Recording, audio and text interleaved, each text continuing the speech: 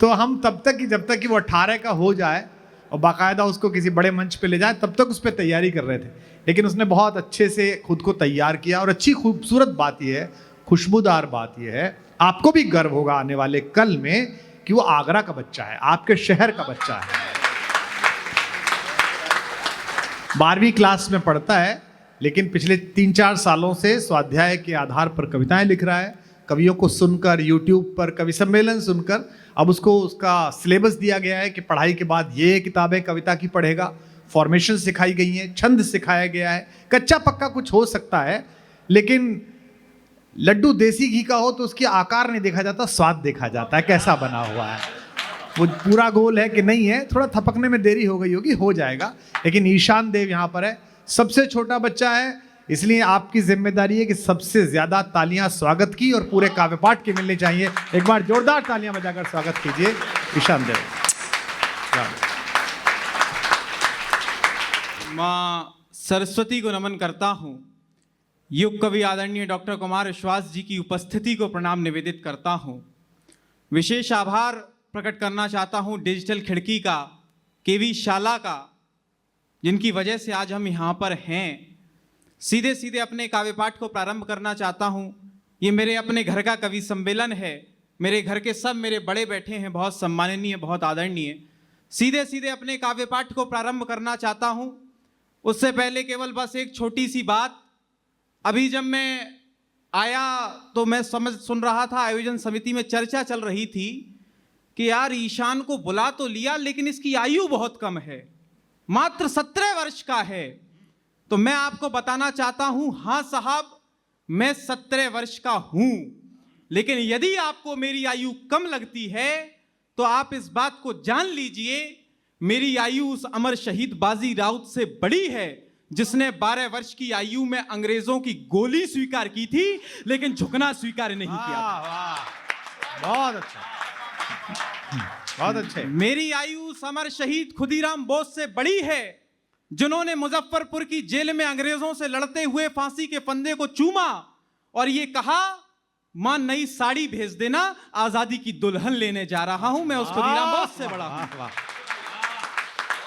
मेरी आयु उस आरुणी से बड़ी है जो अपनी गुरु के खेतों की रक्षा हेतु मेड़ पर लेट गया और पूरी रात लेटे रहे ताकि खेत खराब ना हो जाए, पानी ना घुस जाए, गुरु दक्षिणा खराब हो जाएगी। मैं उस आरुणी से बड़ा हूं। मैं तब देशभक्ति कविता पढ़ना चाहता हूं। मेरी आयु उस एकलव्य से बड़ी है जो क्रूर हिंसक कौरवों के द्वारा छोड़े गए शिकारी कुत्तों के मुंह में अपने बाण भर देता था। मैं तब आप सभी के बीच में देशभक्ति कविता प्रारंभ करना चाहता हूं।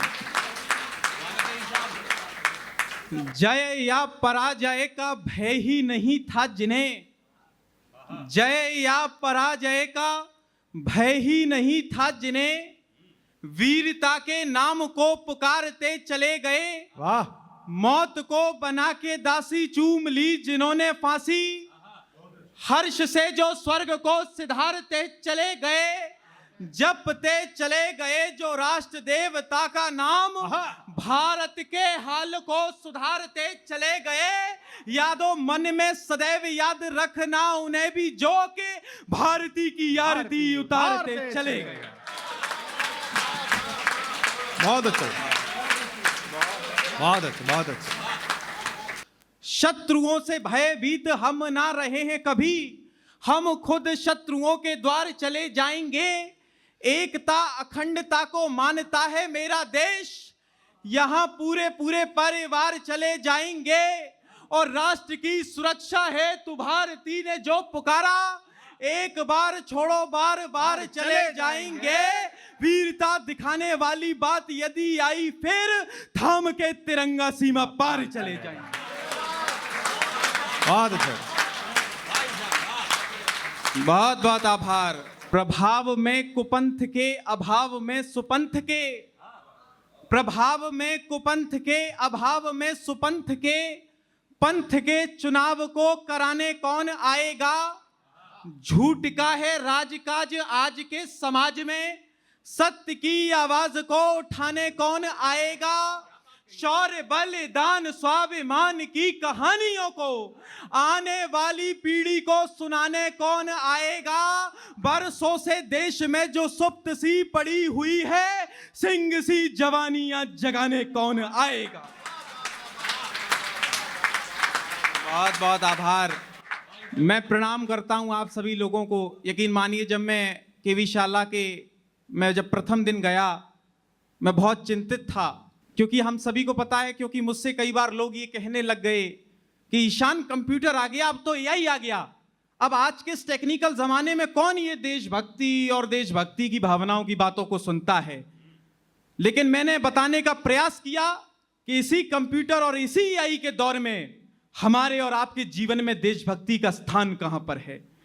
विश्व के खेलों के सबसे बड़े महाकुंभ में जब भारत माता की कोई एक बेटी मनु भाकर के रूप में 2-2 मेडल जीतकर लेकर आती है, तो हमारी उस एक बहन की उपलब्धि 140 करोड़ लोगों का उत्सव बन जाती है। उस उत्सव का नाम देशभक्ति है।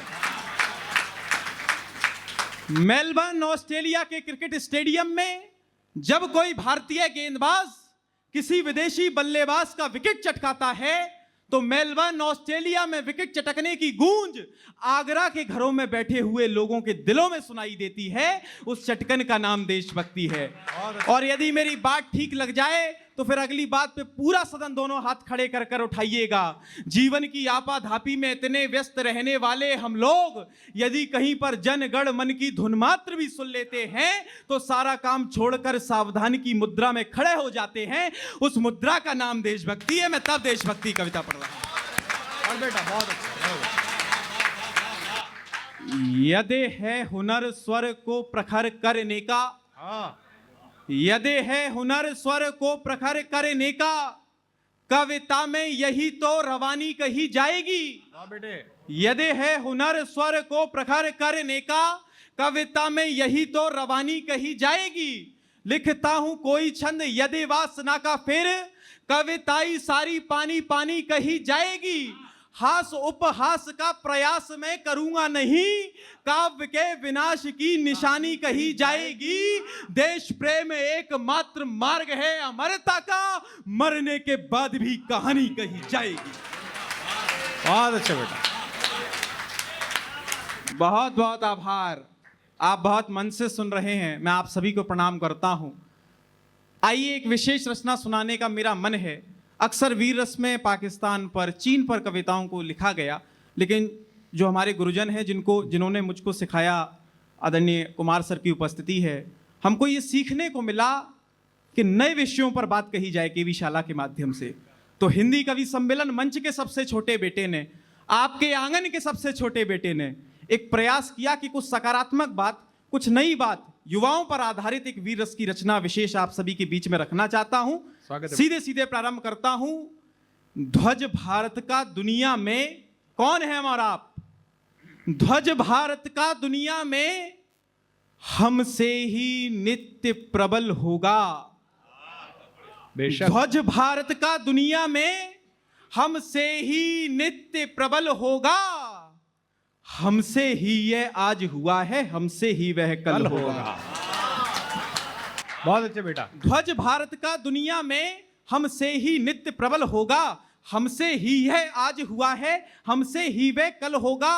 कहता हूं मैं एक बात जलते तपते सहराओं की, हमसे ही शोभा बढ़ती है भारत की सीमाओं की। हिम शिखरों से लेकर के गहरी गहरी नदियों तक हमको कैसे भुला सकेंगी। सदियां सदियों सदियों तक मजबूत नींव के पत्थर हैं प्रगति की उच्च इमारत के। कहो गर्व से साथ सभी, हम भविष्य नव भारत के। हम हैं भविष्य नव भारत। कहो गर्व से साथ सभी, हम हैं भविष्य नव भारत के। कभी विवेकानंद बने तो दुनिया को पाठ पढ़ाया था। वाह। कभी विवेकानंद बने तो दुनिया को पाठ पढ़ाया था। जीवन जीने का दर्शन कवि दिनकर बन सिखलाया था। यदि गए फौज में तो जाकर शत्रु का पल पल काल बने, संगीत जगत में हम ही नेहा कक्कड़ के सुरताल बने।